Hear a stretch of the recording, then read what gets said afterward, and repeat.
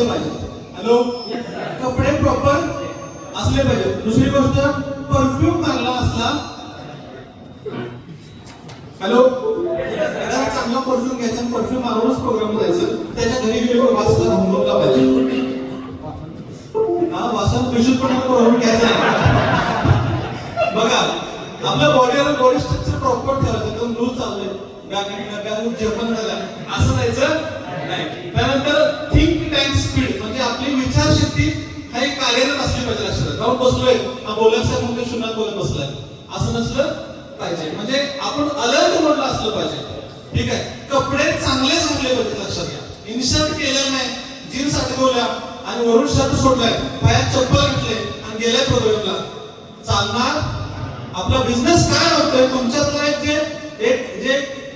Sincerity लक्षात घ्या. एक बिझनेस मॉडेल एक बिझनेसमॅन जसं दिसला पाहिजे, हे तुमची पर्सनॅलिटी दिसली पाहिजे. लक्षात घ्या.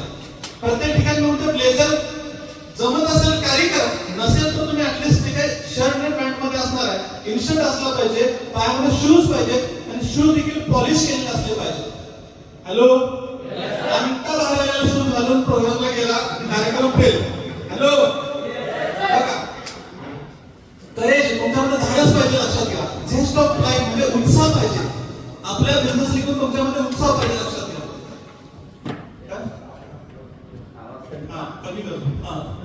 बघा, knowledge, ability to remain cool. एखादा परिस्थिती अशी असेल, ठीक आहे, की आपल्याला म्हणजे सोयीस्कर नाही. लक्षात घ्या, शांत राहिलं पाहिजे. एखादा गेलोय आणि तुम्ही पार्टी करत नाही, ज्युनियरवर खवळायचं, अरे लेखायचं तुला काही समजत नव्हतं का, मला घेऊन आलायस, माझा वेळ घालला, हे केलं ते केलं असं बोलायचं.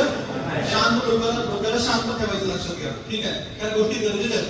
त्यानंतर ह्युमन रिलेशनशिप, तुम्हाला रिलेशनशिप मेंटेन करता आली पाहिजे, ज्याच्याशी तुम्ही कन्व्हर्ट होणार. लक्षात घ्या.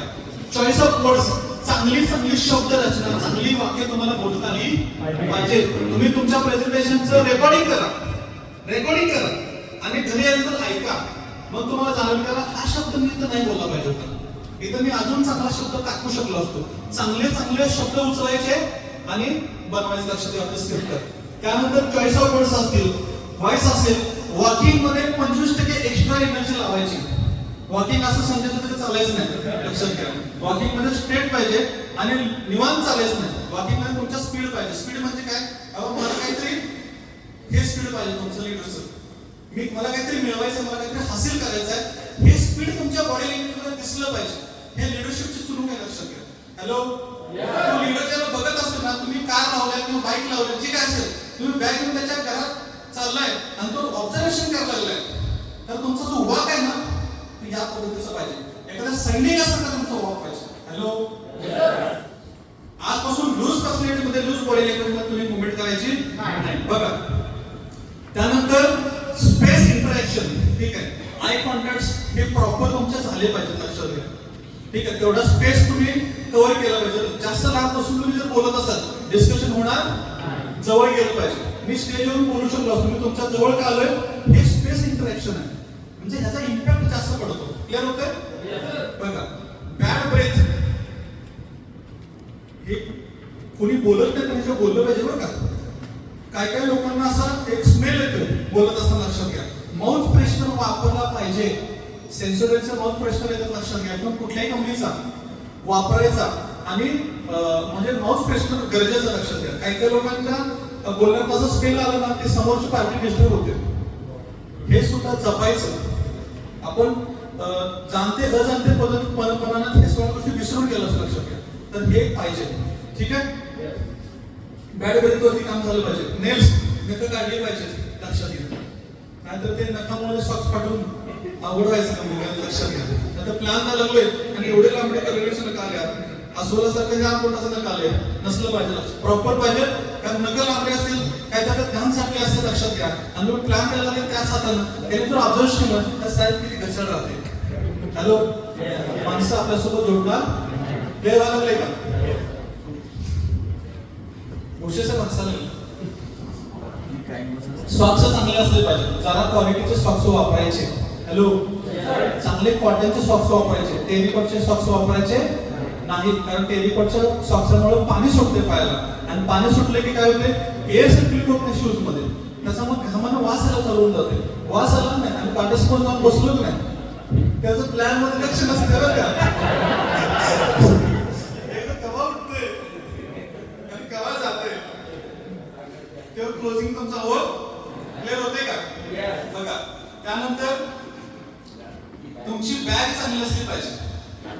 उगाच कॅरी बॅग मध्ये घातलाय प्लॅन पेपर आणि प्रोफेसर मध्ये गेलोय आणि कॅरी बॅग उडून काढायला लागलोय त्याचा कडकड आवाज यायला लागलाय या गोष्टी नसल्या. प्रोफेशनल बिझनेसमॅन जसं वागतं तसं आपण वागलं पाहिजे. आपल्याला जर बिझनेसमॅन बनायचं आहे यशस्वी बिझनेसमॅन बनायचं आहे यशस्वी बिझनेसमॅनच्या सवयी आधी करायला पाहिजे.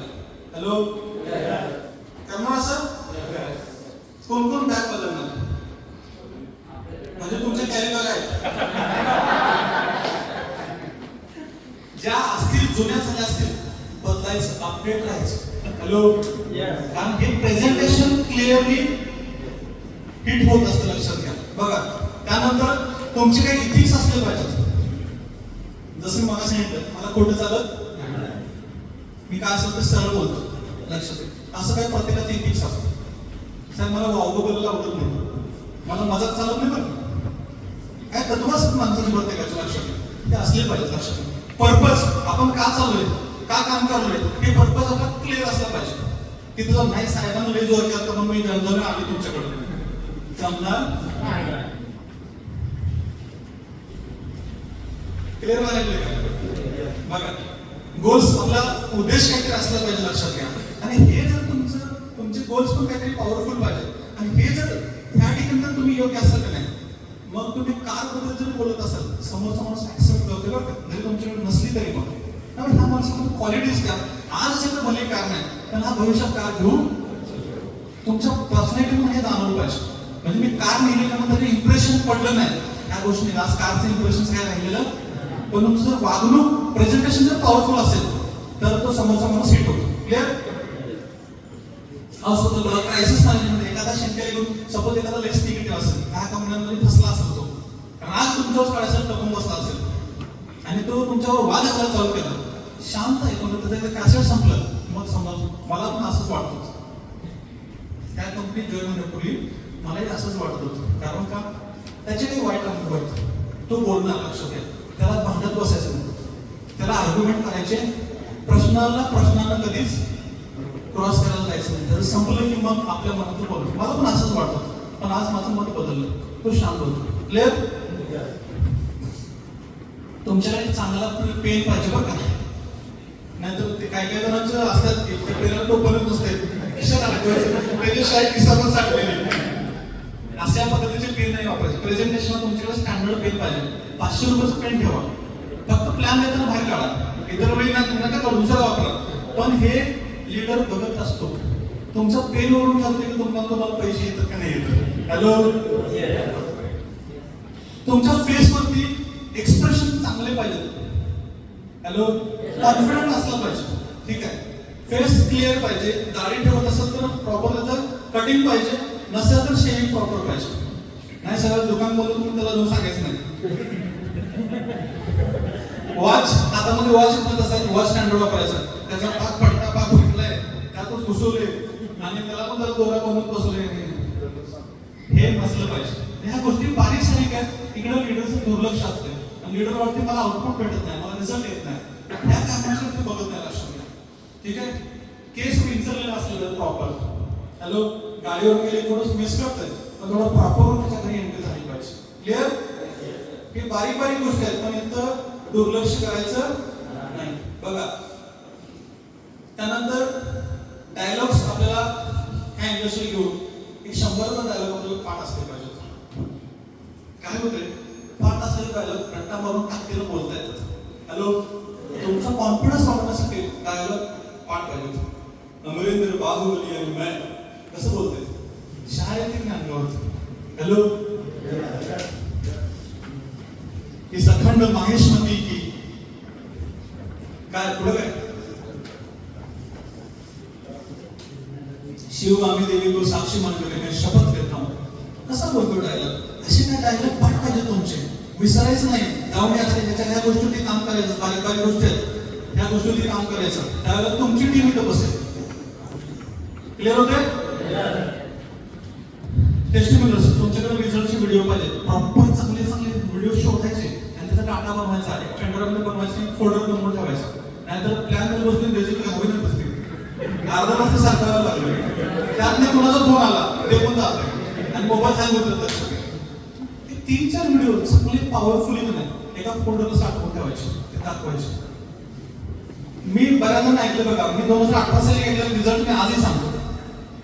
पॉवरफुल रिझल्ट बनवले, त्याला काय माहिती मी कधी बनवले.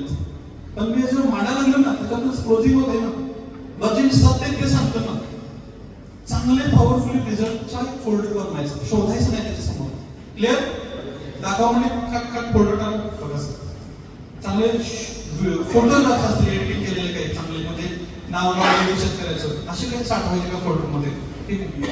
प्रोडक्टचं डेमॉन्स्ट्रेशन प्रॉपर देता आलं पाहिजे, मार्केटचं कंपॅरिझन करता आलं पाहिजे. एखादं म्हणलं की मार्केटमध्ये स्वस्त मिळते, आपलं बेटर काय,